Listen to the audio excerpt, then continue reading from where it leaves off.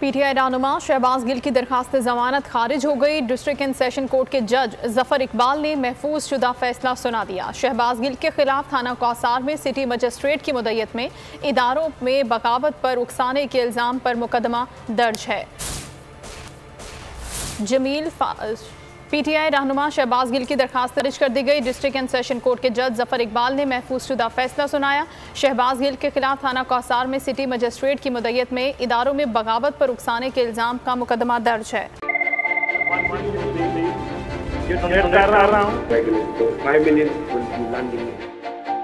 तारीख की सबसे बड़ी टेलीथॉन, पाकिस्तान के अंदर भी हमारे सारे लोग इसमें शिरकत करें और ख़ास तौर पर बैरून मुल्क पाकिस्तानी।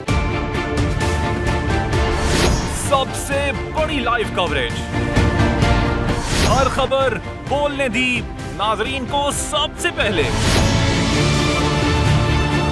तोड़ दिए तमाम रिकॉर्ड्स, तारीख रकम कर दी, बोल एक बार फिर नंबर 1। सब्सक्राइब करें और बेल दबाएं ताकि कोई खबर रह न जाए।